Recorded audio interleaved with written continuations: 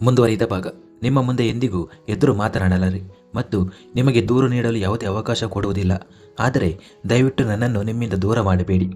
ಹೀಗೆ ಹೇಳುವಾಗ ಅವಳು ತುಂಬಾನೇ ಮುಗ್ಧಳಾಗಿ ಕಾಣುತ್ತಿದ್ದಳು. ಧ್ರುವನ ಹೃದಯ ಒಂದು ಕ್ಷಣ ನಡುಗಿತು. ಧನ್ವಿ ಇಷ್ಟು ಹೊತ್ತಿನಿಂದ ಏಕೆ ಪದೇ ಪದೇ ಅವನ ಹೆಗಲ ಮೇಲೆ ಕೈಯಿಟ್ಟು ಒತ್ತುತ್ತಿದ್ದಳು ಎಂಬ ವಿಷಯ ಈಗ ಅವನಿಗೆ ಅರ್ಥವಾಯಿತು. ಅವಳ ಮುಖದಲ್ಲಿ ಕಾಣುತ್ತಿದ್ದ ಆ ಚಡಪಟಿಕೆಗೆ ಕಾರಣವೇನಿರಬಹುದು? ಧ್ರುವ ಎಲ್ಲಿ ಕಾರ್ಡ್ ಗೇಮ್ ಆಡುತ್ತಾ ತನ್ನನ್ನು ಪಣಕ್ಕಿಟ್ಟು ಬಿಡುತ್ತಾನೋ ಎಂಬ ಭಯ ಅವಳನ್ನು ಕಾಡುತ್ತಿತ್ತು. ಧನ್ವಿಯ ಕಣ್ಣೀರು ಧ್ರುವನ ಹೆಗಲ ಮೇಲೆ ಬೀಳುತ್ತಿತ್ತು ಮತ್ತು ಅವನ ಶರ್ಟ್ ಪೂರ್ತಿ ಒದ್ದೆಯಾಗಿತ್ತು. ಆದರೆ ಧನ್ವಿ ಅಳು ಮಾತ್ರ ಇನ್ನೂ ನಿಂತಿರಲಿಲ್ಲ. ಧ್ರುವ ಇದುವರೆಗೆ ಅವಳನ್ನು ಅಪ್ಪಿಕೊಂಡಿರಲಿಲ್ಲ. ಅವನ ಕೈಗಳು ಮೇಲೆಯೇ ಇದ್ದವು. ಆದರೆ ಈಗ ಅವನು ತನ್ನ ಕೈಯನ್ನು ಧನ್ವಿಯ ಸೊಂಟದ ಮೇಲೆ ಇರಿಸಿದನು. ಧನ್ವಿ ಅವನನ್ನು ಇನ್ನೂ ಬಿಗಿಯಾಗಿ ಅಪ್ಪಿಕೊಂಡು, ಹೇಳಿ, ಕೇಳಿ, ನೀವು ಯಾವುದೇ ಕಾರ್ಡ್ ಗೇಮ್ ಆಡುವುದಿಲ್ಲ ಎಂದು ಹೇಳಿ. ಇದು ಕೆಟ್ಟ ಅಭ್ಯಾಸ ಅಲ್ವಾ? ನೀವು ನನ್ನ ಜೊತೆ ಹೀಗೆ ಮಾಡುವುದಿಲ್ಲ ತಾನೆ ಎಂದು ಅಳುತ್ತಲೇ ಕೇಳಿದಳು. ಈಗ ಧ್ರುವ ಅವಳ ಬೆನ್ನನ್ನು ಬಿಗಿಯಾಗಿ ಹಿಡಿದು ಅವಳನ್ನು ಗೋಡೆಗೆ ಒರಗಿಸಿ ಅವಳ ಮುಖವನ್ನು ನೋಡತೊಡಗಿದನು. ಸ್ವಲ್ಪ ಸಮಯದ ಹಿಂದೆ ಅತಿ ಸುಂದರವಾಗಿ ಕಾಣುತ್ತಿದ್ದ ಅವಳ ಮುಖ ಈಗ ಹತ್ತು ಮೇಕಪ್ ಎಲ್ಲ ಹಾಳಾಗಿ ಕಣ್ಣುಗಳು ಕೆಂಪಾಗಿದ್ದವು. ಧ್ರುವ ಅವಳ ಆ ಮುಗ್ಧತೆಯನ್ನು ನೋಡುತ್ತಲೇ ನಿಂತು ಹೋದನು. ನಂತರ ಅವಳ ಮುಖವನ್ನು ತನ್ನ ಕೈಗಳಿಂದ ಮೆಲ್ಲನೆ ಮೇಲೆತ್ತಿದನು. ಧನ್ವಿ ಅಳುತ್ತಾ ಅವನ ಕಡೆಗೆ ನೋಡಿದಳು. ಧ್ರುವ ಅವಳ ಕಣ್ಣುಗಳಲ್ಲಿ ನೋಡುತ್ತಾ, ಅಳುವುದನ್ನು ನಿಲ್ಲಿಸು ಎಂದನು. ಅವನ ಧ್ವನಿಯಲ್ಲಿ ತುಂಬಾನೇ ಮೃದುತ್ವ ಇತ್ತು. ಧನ್ವಿ ಅಳುತ್ತಲೇ, ನಾನು ಅಳುತ್ತಿಲ್ಲ, ನನಗೆ ಅಳು ಬರುತ್ತಿದೆ ಎಂದಳು. ಧ್ರುವನಿಗೆ ಅವಳು ಅಳುವುದು ಇಷ್ಟವಿರಲಿಲ್ಲ. ಆದರೆ ಅವಳು ತನ್ನ ಅಳುವನ್ನು ನಿಯಂತ್ರಿಸಿಕೊಳ್ಳಲು ಸಾಧ್ಯವಾಗುತ್ತಿರಲಿಲ್ಲ.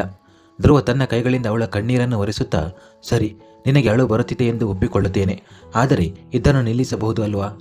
ನಾನು ನಿನ್ನನ್ನು ಪಣಕ್ಕಿಡುತ್ತಿರಲಿಲ್ಲ ರೋಸ್ ಪೆಟಲ್ ಎಂದನು. ಅವನ ಬಾಯಿಂದ ರೋಸ್ ಪೆಟಲ್ ಎಂಬ ಮಾತನ್ನು ಕೇಳಿ ಧನ್ವಿ ಅಳು ನಿಂತಿದ್ದಲ್ಲದೆ ಅವಳ ಉಸಿರು ನಿಂತಂತಾಯಿತು. ಅವಳು ಆಶ್ಚರ್ಯದಿಂದ ಧ್ರುವನ ಕಡೆಗೆ ನೋಡಿದಳು. ಅವನ ಮುಖ ಅವಳ ಮುಖಕ್ಕೆ ಹತ್ತಿರ ಬಂದು ಗಂಭೀರ ಧ್ವನಿಯಲ್ಲಿ, ನನ್ನ ಹೆಂಡತಿಯನ್ನೇ ಪಣಕ್ಕಿಡುವಷ್ಟು ದಡ್ಡ ನಾನಲ್ಲ. ಆಟವಿರಲಿ ಅಥವಾ ಜೀವನವಿರಲಿ, ನಾನು ವಸ್ತುಗಳ ಜೊತೆ ಆಡಬಲ್ಲೆ, ಆದರೆ ಭಾವನೆಗಳ ಜೊತೆ ಅಲ್ಲ. ನಿನಗೆ ಹಾಗೇಕೆ ಅನಿಸಿತೋ ಗೊತ್ತಿಲ್ಲ, ಆದರೆ ನೀನು ಅಂದುಕೊಂಡಂತೆ ಇಲ್ಲಿ ಏನೂ ಇಲ್ಲ ಎಂದು ಹೇಳಿದನು. ಧನ್ವಿ ಏರುತ್ತಿರುವ ಹೃದಯ ಬಡಿತದೊಂದಿಗೆ, ಅಂದರೆ ನೀವು ನನ್ನನ್ನು ಪಣಕ್ಕಿಡುತ್ತಿರಲಿಲ್ಲವೇ ಎಂದು ಕೇಳಿದಳು. ಅದಕ್ಕೆ ಧ್ರುವ ಇಲ್ಲವೆಂಬಂತೆ ತಲೆ ಆಡಿಸಿದನು. ಧನ್ವಿ ಮೆಲ್ಲನೆ ತನ್ನ ತುಟಿಗಳನ್ನು ಹಲ್ಲುಗಳಿಂದ ಕಚ್ಚಿಕೊಂಡಳು. ಅವಳ ಈ ನಡವಳಿಕೆಗೆ ಧ್ರುವನ ಹೃದಯ ಜೋರಾಗಿ ಬಡಿಯಲಾರಂಭಿಸಿತು. ಅವಳು ಸ್ವಲ್ಪ ಮುಗುಳ್ನಕ್ಕು, ಅಂದರೆ ನಾನು ಸುಮ್ಮನೆ ಹೆದರುತ್ತಿದ್ದೆ. ನೀವು ಅಂತಹದ್ದೇನು ಮಾಡುತ್ತಿರಲಿಲ್ಲ. ನೀವು ನನ್ನನ್ನು ಯಾರಿಗೂ ಕೊಡುವುದಿಲ್ಲ, ಯಾರೂ ನನ್ನನ್ನು ಇಲ್ಲಿಂದ ಕರೆದುಕೊಂಡು ಹೋಗುವುದಿಲ್ಲ. ನಾನು ನಿಮ್ಮೊಂದಿಗೆ ಇರುತ್ತೇನೆ ಎಂದು ಹೇಳುತ್ತಾ ಇದ್ದಕ್ಕಿದ್ದಂತೆ ಸುಮ್ಮನಾದಳು. ಧ್ರುವನ ಬೆಚ್ಚಗಿನ ಉಸಿರು ಅವಳ ತುಟಿಗಳಿಗೆ ತಗುಲಿದಾಗ ಅವಳಿಗೆ ಎಲ್ಲವೂ ಅರ್ಥವಾಯಿತು. ಧ್ರುವ ತನ್ನ ತುಟಿಗಳನ್ನು ಅವಳ ತುಟಿಗಳತ್ತ ಕೊಂಡೊಯ್ದಿದ್ದನು. ಧನ್ವಿ ಅವನ ಹೆಗಲನ್ನು ಇನ್ನೂ ಬಿಗಿಯಾಗಿ ಹಿಡಿದುಕೊಂಡಳು. ಅವನ ಹತ್ತಿರ ಬರುತ್ತಿದ್ದಂತೆ ಅವಳ ತುಟಿಗಳು ಒಣಗಿದಂತಾದವು. ಇದ್ದಕ್ಕಿದ್ದಂತೆ ಕಾಲ ಒಂದು ಕ್ಷಣ ಸ್ಥಗಿತಗೊಂಡಂತಾಯಿತು ಮತ್ತು ಧನ್ವಿ ಕಣ್ಣು ಮುಚ್ಚಿದಳು. ಧ್ರುವ ತನ್ನ ತುಟಿಗಳಿಂದ ಅವಳ ತುಟಿಗಳನ್ನು ಸ್ಪರ್ಶಿಸಿ ಮೆಲ್ಲನೆ ಮುತ್ತಿಕ್ಕಲು ಪ್ರಾರಂಭಿಸಿದನು. ಧನ್ವಿಯ ಹೃದಯ ಬಡಿತ ನಿಂತ ಅನುಭವವಾಯಿತು. ಇಡೀ ದೇಹದಲ್ಲಿ ಮಿಂಚು ಸಂಚರಿಸಿದಂತಾಯಿತು. ಧ್ರುವ ಸಂಪೂರ್ಣವಾಗಿ ಅವಳ ತುಟಿಗಳನ್ನು ಆವರಿಸಿಕೊಂಡಿದ್ದನು.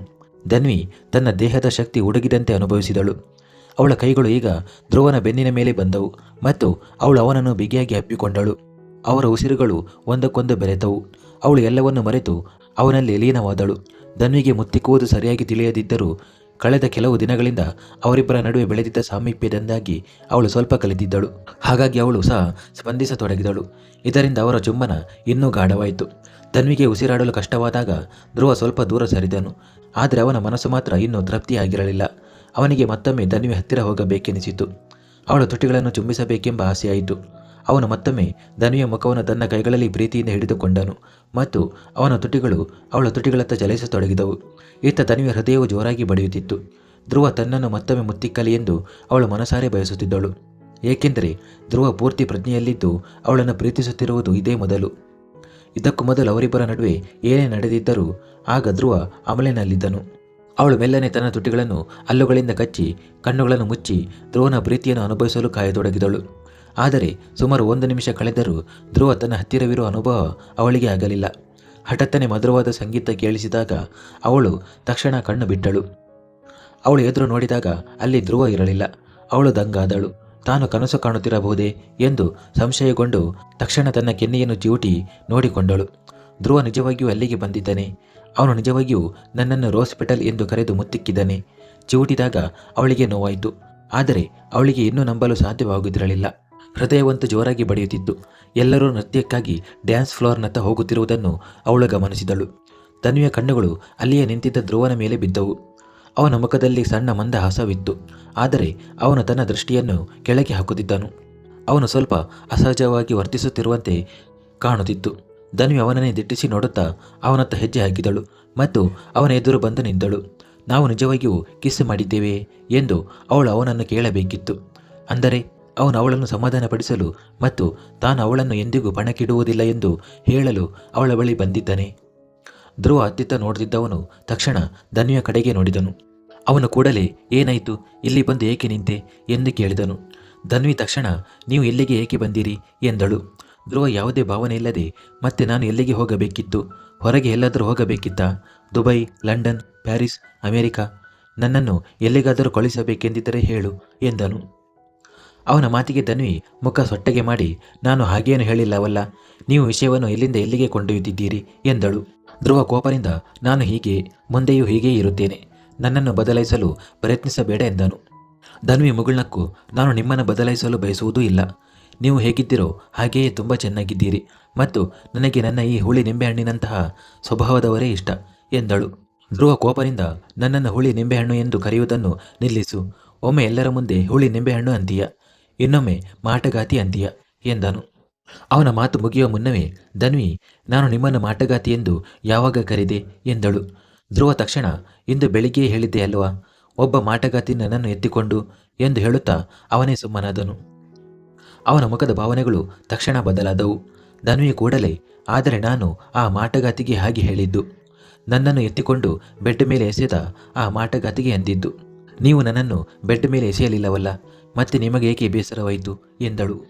ಅವಳ ಮಾತಿಗೆ ಧ್ರುವ ಇನ್ನೂ ಹವಾರಿ ನಿನ್ನ ಮೇಲೆ ವ್ಯರ್ಥ ಮಾಡಲು ನನ್ನ ಹತ್ತಿರ ಸಮಯವಿಲ್ಲ, ನಾನು ಡ್ಯಾನ್ಸ್ ಮಾಡಲು ಹೋಗುತ್ತಿದ್ದೇನೆ ಎಂದನು. ಧನ್ವಿ ತಕ್ಷಣ ಅವನ ಕೈ ಹಿಡಿದು ಆದರೆ ಅಲ್ಲಿ ಕಪಲ್ ಡ್ಯಾನ್ಸ್ ನಡೆಯುತ್ತಿದೆ ಅಲ್ವಾ, ನೀವು ಯಾರ ಜೊತೆ ಡ್ಯಾನ್ಸ್ ಮಾಡುತ್ತೀರಿ ಎಂದು ಕೇಳಿದಳು. ಧ್ರುವ ಕೋಪರಿಂದ ಏಕೆ, ನಾನು ಒಬ್ಬನೇ ಡ್ಯಾನ್ಸ್ ಮಾಡಲು ಸಾಧ್ಯವಿಲ್ಲವೇ, ಯಾರಾದರೂ ಇರಬೇಕಾ ಎಂದನು. ಧನ್ವಿ ಅಗತ್ಯವೇನಿಲ್ಲ, ಆದರೆ ಎಲ್ಲರೂ ಜೋಡಿಯಾಗಿ ಡ್ಯಾನ್ಸ್ ಮಾಡುತ್ತಿದ್ದಾರೆ ಎಂದಳು.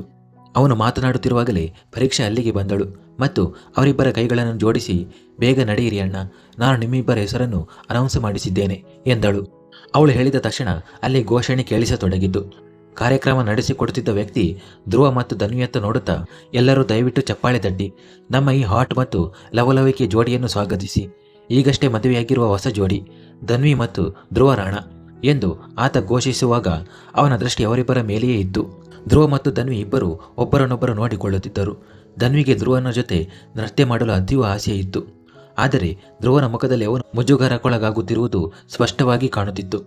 ಧನ್ವಿ ಲಘುವಾಗಿ ಮುಗುಳ್ನಕ್ಕಳು. ಬಿಟ್ಟು ಬಿಡಿ, ನಿಮ್ಮಿಂದ ಇದು ಸಾಧ್ಯವಿಲ್ಲ, ನನ್ನ ಕಾಲು ನೋಯುತ್ತಿದೆ ಎಂದು ನಾನೇ ಅವರಿಗೆ ಹೇಳಿ ನಿರಾಕರಿಸುತ್ತೇನೆ ಎಂದು ಎದುರು ನೋಡಿದಳು. ಆದರೆ ಅವಳು ಏನನ್ನಾದರೂ ಹೇಳುವ ಮೊದಲೇ ಧ್ರುವ ಅವಳ ಸೊಂಟದ ಮೇಲೆ ಕೈಯಿಟ್ಟು ತನ್ನತ್ತ ಎಳೆದುಕೊಂಡನು. ಧನ್ವಿಯ ಕೈಗಳು ತಕ್ಷಣ ಅವನ ಎದೆಯ ಮೇಲೆ ಬಂದವು. ಅವಳ ಮುಖ ಪೂರ್ತಿ ಕೆಂಪಾಗಿತ್ತು. ಸ್ವಲ್ಪ ಹತ್ತಿದ್ದರಿಂದಾದರೆ ಇನ್ನುಳಿದದ್ದು ಈಗ ಉಂಟಾಗುತ್ತಿರುವ ವಿಚಿತ್ರವಾದ ಸಂವೇದನೆಯಿಂದ. ಧ್ರುವ ಅವಳನ್ನು ಪ್ರೀತಿಸಿದಾಗ ಅವಳಿಗೆ ಮೈಮನವೆಲ್ಲ ರೋಮಾಂಚನವಾಗುತ್ತಿತ್ತು. ಆದರೆ ಅವನು ಯಾವುದೋ ಸಂಬಂಧವೇ ಇಲ್ಲದವನಂತೆ ಅನ್ಯ ಮನಸ್ಕನಾಗಿ ಅವಳನ್ನು ನೋಡಿದಾಗ ಅವಳಿಗೆ ತುಂಬಾನೇ ಬೇಸರವಾಗುತ್ತಿತ್ತು. ಅವಳಿಗೆ ಅಳಬೇಕೆಂದೆನಿಸುತ್ತಿತ್ತು. ಆದರೆ ಎಲ್ಲರ ಮಧ್ಯೆ ಇರುವುದರಿಂದ ಅಳಲು ಸಾಧ್ಯವಾಗುತ್ತಿರಲಿಲ್ಲ. ಧ್ರುವ ಅವಳ ಮುಖದತ್ತ ಬಾಗಿ ನಾನು ಏನು ಮಾಡಬಹುದು ಮತ್ತು ಏನು ಮಾಡಬಾರದು ಎಂದು ನೀನು ನನಗೆ ಹೇಳಿಕೊಡಬೇಡ ಎಂದನು. ಹೇಗೆ ಹೇಳಿ ತಕ್ಷಣ ಅವಳ ಸೊಂಟದ ಮೇಲಿದ್ದ ಕೈ ಬಿಟ್ಟು ಅವಳ ಕೈ ಹಿಡಿದು ಡ್ಯಾನ್ಸ್ ಫ್ಲೋರ್ನತ್ತ ಕರೆದೊಯ್ದನು. ಪರೀಕ್ಷಾಳ ಮುಖದಲ್ಲಿ ನಗು ಅರಳಿತು.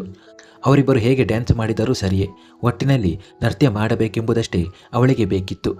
ಧ್ರುವ ಯಾವಾಗಲೆಲ್ಲ ಧನ್ವಿಯನ್ನು ಪ್ರೀತಿಸಬೇಕೆಂದು ಯೋಚಿಸುತ್ತಾನೋ ಆಗೆಲ್ಲ ಅವನ ಗತಕಾಲದ ನೆನಪುಗಳು ಕಣ್ಣ ಮುಂದೆ ಬರುತ್ತವೆ. ಧ್ರುವ ಧನ್ವಿಯ ಕೈ ಹಿಡಿದು ಡ್ಯಾನ್ಸ್ ಫ್ಲೋರ್ನತ್ತ ಕರೆದೊಯ್ದನು. ಅಷ್ಟರಲ್ಲಿ ತನಿಷ್ಕ್ ಪರೀಕ್ಷಾಳ ಬಳಿಗೆ ಬಂದನು. ತನಿಷ್ಕ್ ತನ್ನ ಕೈಯನ್ನು ಅವಳತ್ತ ಚಾಚಿದಾಗ ಪರೀಕ್ಷಾಳ ಮುಖದಲ್ಲಿ ಭಯ ಮೂಡಿತು. ಅವಳು ತಕ್ಷಣ ಅತ್ತಿತ್ತ ನೋಡತೊಡಗಿದಳು. ತನಿಷ್ಕ್ ಮುಗುಳ್ನಕ್ಕು ಬಹುಶಃ ನೀನು ಮರೆಯುತ್ತಿದ್ದೀಯ ಕಪ್ ಕೇಕ್, ನಮಗೆ ಡ್ಯಾನ್ಸ್ ಮಾಡಲು ಅನುಮತಿ ಇದೆ, ನಮ್ಮ ನಿಶ್ಚಿತಾರ್ಥ ಮುಗಿದಿದೆ ಮತ್ತು ಶೀಘ್ರದಲ್ಲೇ ಮದುವೆಯೂ ಆಗಲಿದೆ, ಹಾಗಾಗಿ ನೀನು ಹೆಚ್ಚು ತಲೆಕೆಡಿಸಿಕೊಳ್ಳುವ ಅಗತ್ಯವಿಲ್ಲ ಎಂದನು. ಅವನ ಮಾತಿಗೆ ಪರೀಕ್ಷಾ ನಕ್ಕು ತಕ್ಷಣ ತನ್ನ ಕೈಯನ್ನು ಅವನ ಕೈ ಮೇಲಿರಿಸಿದಳು. ತನಿಷ್ಕ್ ಅವಳನ್ನು ಕರೆದುಕೊಂಡು ಮುಂದೆ ಸಾಗಿದನು. ಇತ್ತ ಪ್ರವೀಣ್ ಮತ್ತು ಸೃಷ್ಟಿಯವರು ಕೂಡ ತಮ್ಮ ಜಾಗದಲ್ಲಿದ್ದರು. ಪ್ರವೀಣ್ ಸೃಷ್ಟಿಯವರ ಕಡೆ ನೋಡುತ್ತಾ ಬಾ ನಾವು ಕೂಡ ಡ್ಯಾನ್ಸ್ ಮಾಡೋಣ ಎಂದರು. ಸೃಷ್ಟಿಯವರು ಅವರನ್ನು ದಿಟ್ಟಿಸಿ ನೋಡಿ, ಖಂಡಿತ ಇಲ್ಲ, ಇತ್ತೀಚೆಗೆ ನನ್ನ ಮೊಣಕಾಲುಗಳು ತುಂಬಾನೇ ನೋಯುತ್ತಿವೆ ಎಂದರು. ಪ್ರವೀಣ್ ಅವರು ತಕ್ಷಣ, ಹೌದಾ, ರಾತ್ರಿಯಂತೂ ನೋವಾಗುವುದಿಲ್ಲ, ಹಗಲಿನಲ್ಲಿ ಮಾತ್ರ ಏಕೆ ನೋವಾಗುತ್ತದೆ? ನಿನ್ನದು ಬಹಳ ಸೆಲೆಕ್ಟಿವ್ ಆದ ನೋವು ಎಂದು ವ್ಯಂಗ್ಯವಾಗಿ ಅವರನ್ನು ನೋಡಿದರು. ಸೃಷ್ಟಿಯವರ ಮುಖ ಸಿಂಡರಿಸಿ, ಸರಿ, ಹಾಗಾದರೆ ನೋಡಿ, ಈ ರಾತ್ರಿಯೂ ನನಗೆ ಖಂಡಿತ ನೋವಾಗುತ್ತದೆ ಎಂದರು. ಪ್ರವೀಣ್ ಅವರು ತಕ್ಷಣ, ನಿನ್ನ ನೋವಿಗೆ ಬೆಂಕಿ ಹಾಕ ಎಂದು ರಾಕ್ಷಸೀಯ ಭಾವನೆಯಿಂದ ನಕ್ಕರು. ಸೃಷ್ಟಿಯವರಿಗೆ ನಗು ತಡೆಯಲಾಗಲಿಲ್ಲ. ಮತ್ತೊಂದೆಡೆ ಆಶಯ್ ಡ್ಯಾನ್ಸ್ ಫ್ಲೋರ್ನತ್ತ ನೋಡುತ್ತಿದ್ದನು. ಅವನಿಗೆ ಡ್ಯಾನ್ಸ್ ಪಾರ್ಟ್ನರ್ ಕೂಡ ಇರಲಿಲ್ಲ ಮತ್ತು ಇವುಗಳಲ್ಲಿ ಆಸಕ್ತಿಯೂ ಇರಲಿಲ್ಲ. ಅವನು ಕೇವಲ ವೈನ್ ಗ್ಲಾಸ್ ಹಿಡಿದು ಎಲ್ಲರ ನೃತ್ಯವನ್ನು ನೋಡುತ್ತಿದ್ದನು. ದೀಪಾವಳಿ ಪಾರ್ಟಿಯಾದ್ದರಿಂದ ಸ್ವಲ್ಪ ಕುಡಿಯುವುದು ತಪ್ಪಲ್ಲ ಎಂದು ಅವನು ಭಾವಿಸಿದ್ದನು.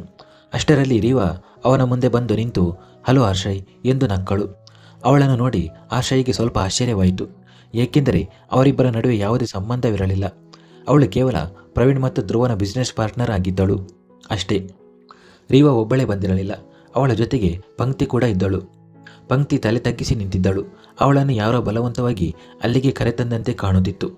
ರೀವಾ ಆಶಯ ಕಡೆಗೆ ನೋಡಿ ಪಂಕ್ತಿಯತ್ತ ಕೈ ತೋರಿಸಿ, ಇವಳು ನಿನಗೆ ಗೊತ್ತೇ ಇದೆಯಲ್ಲ ಎಂದಳು. ಆಶಯ್ ನಕ್ಕು, ಹೌದು, ಖಂಡಿತ ಎಂದನು. ರೀವಾ ಮುಂದುವರಿಸಿ, ಪಂಕ್ತಿ ಸ್ವಲ್ಪ ನಾಚಿಕೆ ಸ್ವಭಾವದವಳು, ಜನರನ್ನು ಹೆಚ್ಚಾಗಿ ಭೇಟಿಯಾಗುವುದಿಲ್ಲ. ಇಲ್ಲಿ ಅವಳಿಗೆ ಒಂಟಿತನ ಅನಿಸುತ್ತಿತ್ತು. ಹಾಗಾಗಿ ನಿನ್ನ ಸಹಾಯ ಕೇಳೋಣ ಅನಿಸಿತು. ಅಂದರೆ ನೀನು ಪಂಕ್ತಿ ಜೊತೆ ಡ್ಯಾನ್ಸ್ ಮಾಡಲು ಇಷ್ಟಪಡುತ್ತೀಯಾ ಎಂದಳು. ಆಶಯ್ಗೆ ಇಷ್ಟವಿಲ್ಲದಿದ್ದರೂ ಮುಖದ ಮೇಲೆ ಇಲ್ಲ ಎನ್ನಲಾಗದೆ ನಕ್ಕು ತನ್ನ ಕೈಯನ್ನು ಪಂಕ್ತಿಯತ್ತ ಚಾಚಿದನು. ಪಂಕ್ತಿ ತನ್ನ ಮುಷ್ಟಿಯನ್ನು ಬಿಗಿಯಾಗಿ ಹಿಡಿದುಕೊಂಡಳು. ಅವಳ ಮುಖದಲ್ಲಿ ಭಯ ಎದ್ದು ಕಾಣುತ್ತಿತ್ತು. ರೀವಾ ಇದನ್ನು ಗಮನಿಸಿ ಕಠೋರ ಧ್ವನಿಯಲ್ಲಿ, ಏನಾಯಿತು ಪಂಕ್ತಿ, ನಿನ್ನ ಕೈ ನೋಯುತ್ತಿದೆಯೇ ಎಂದು ಹಲ್ಲು ಕಚ್ಚಿ ಕೇಳಿದಳು. ಆಶಯ್ಗೆ ಇದು ವಿಚಿತ್ರವೆನಿಸಿತು. ಅವನ ಕೈ ಹಿಂದೆ ತೆಗೆದುಕೊಳ್ಳುವಷ್ಟರಲ್ಲಿ ಪಂಕ್ತಿ ನಡುಗುವ ಕೈಯನ್ನು ಅವನ ಕೈ ಮೇಲಿಟ್ಟು, ಇಲ್ಲ ಇಲ್ಲ, ನೋವೇನೂ ಇಲ್ಲ, ನನಗೆ ಅಷ್ಟಾಗಿ ಡ್ಯಾನ್ಸ್ ಬರುವುದಿಲ್ಲ, ಹೇಗೆ ಮಾಡಲಿ ಎಂದು ಯೋಚಿಸುತ್ತಿದ್ದೆ ಅಷ್ಟೇ ಎಂದು ಗಾಬರಿಯಿಂದ ಹೇಳಿದಳು.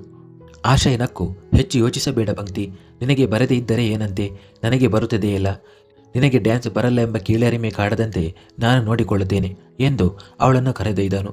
ಪಂಕ್ತಿ ಹೋಗುವ ಮುನ್ನ ರೀವಳನ್ನು ನೋಡಿದಳು.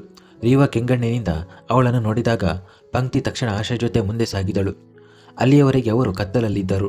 ಆದರೆ ಡ್ಯಾನ್ಸ್ ಫ್ಲೋರ್ನ ಬೆಳಕಿಗೆ ಬಂದಾಗ ಆಶಯ್ಗೆ ಪಂಕ್ತಿಯ ಮುಖದ ಮೇಲೆ ಕೆಂಪು ಕಲೆಗಳು ಕಂಡವು. ಅವನು ಅವಳ ಕೆನ್ನೆಯತ್ತ ಕೈಚಾಚಿ, ನಿನ್ನ ಮುಖ ಏಕಿಷ್ಟು ಕೆಂಪಾಗಿದೆ ಎಂದು ಕೇಳಿದನು. ಅವನ ಬೆರಳುಗಳ ಸ್ಪರ್ಶಕ್ಕೆ ಪಂಕ್ತಿ ನಡುಗಿ ಹೋದಳು ಮತ್ತು ಅವಳ ಕಣ್ಣುಗಳು ತೇವವಾದವು. ಅವಳು ತನ್ನ ಕಣ್ಣೀರನ್ನು ಬಚ್ಚಿಡಲು ತಲೆ ತಗ್ಗಿಸಿದಳು. ಅವಳು ಸ್ವಲ್ಪ ಸಮಯದ ಹಿಂದೆ ಹಿತ್ತಲಿನಲ್ಲಿ ರೀವಾ ತನಗೆ ಬೆದರಿಕೆ ಹಾಕಿದ್ದನ್ನು ನೆನಪಿಸಿಕೊಂಡಳು. ರೀವಾ ಅವಳ ಮುಖವನ್ನು ಬಿಗಿಯಾಗಿ ಹಿಡಿದು, ನಾನು ಹೇಳಿದಂತೆ ಕೇಳು, ನೀನು ಆ ಆಶ್ರಯ ರಾಣ ಹತ್ತಿರ ಹೋಗಲೇಬೇಕು. ಅವನು ಯಾರು ಎಂಬುದು ನಿನಗೆ ಮುಖ್ಯವಲ್ಲ, ನನ್ನ ಆದೇಶ ಪಾಲಿಸುವುದು ಮಾತ್ರ ನಿನಗೆ ಮುಖ್ಯ. ನಾನು ಹೇಳಿದಂತೆ ಅವನ ಹತ್ತಿರ ಹೋಗು, ಅರ್ಥವೈತೆ ಎಂದು ಗದರಿಸಿದ್ದಳು. ರೀವಾ ಎಷ್ಟು ಜೋರಾಗಿ ಅವಳ ಮುಖವನ್ನು ಹೊಡೆದಿದ್ದಾಳೆಂದರೆ ಪಂಕ್ತಿಯ ಮೃದುವಾದ ಚರ್ಮದ ಮೇಲೆ ಬೆರಳುಗಳ ಗುರುತು ಮೂಡಿತ್ತು. ರೀವಾ ಎಚ್ಚರಿಕೆ ನೀಡುತ್ತಾ, ನನ್ನ ಜೊತೆಗೆ ಬಾ, ಏನಾದರೂ ನಾಟಕ ಮಾಡಿದರೆ ನಿನ್ನ ಜೀವನವನ್ನೇ ನಾಟಕವನ್ನಾಗಿ ಮಾಡುತ್ತೇನೆ ಎಂದಿದ್ದಳು. ಆಶಯ ಮತ್ತೊಮ್ಮೆ, ಏನಾಯಿತು ಪಂಕ್ತಿ, ನೀನು ಆರಾಮವಾಗಿದ್ದೀಯಾ ಎಂದು ಕೇಳಿದನು. ಪಂಕ್ತಿ ಎಚ್ಚೆತ್ತುಕೊಂಡು, ಹೌದು, ನಾನು ಚೆನ್ನಾಗಿದ್ದೇನೆ ಆಶಯ ಅವರೇ, ಎಲ್ಲರೂ ಫ್ಲೋರ್ ಮೇಲೆ ಬಂದಿದ್ದಾರೆ, ಡ್ಯಾನ್ಸ್ ಶುರು ಮಾಡೋಣವೇ ಎಂದಳು. ಆಶಯ ನಕ್ಕು ಪಂಕ್ತಿಯ ಸೊಂಟದ ಮೇಲೆ ಕೈ ಇರಿಸಿದನು. ಪಂಕ್ತಿ ತಕ್ಷಣ ತಲೆ ಎತ್ತಿ ಅವನನ್ನು ನೋಡಿದಳು. ಮತ್ತೊಂದೆಡೆ ಧ್ರುವ ತನ್ನ ಆಳವಾದ ದೃಷ್ಟಿಯಿಂದ ಧನ್ವಿಯನ್ನು ನೋಡುತ್ತಿದ್ದನು. ಧನ್ವಿಯ ಕಣ್ಣುಗಳು ಕೂಡ ಅವನ ಮೇಲೆಯೇ ಇದ್ದವು. ಧ್ರುವನ ಕೈ ಧನ್ವಿಯ ಸೊಂಟದ ಮೇಲಿತ್ತು. ಅವನ ಆ ತಣ್ಣಗಿನ ಸ್ಪರ್ಶವನ್ನು ಅನುಭವಿಸುತ್ತಿದ್ದ ಧನ್ವಿಗೆ ಧ್ರುವ ತನಗೆ ಮುತ್ತಿಕ್ಕಿದ ಆ ಕ್ಷಣಗಳು ಪದೇ ಪದೇ ನೆನಪಾಗುತ್ತಿದ್ದವು. ಮುಂದುವರಿಯುವುದು.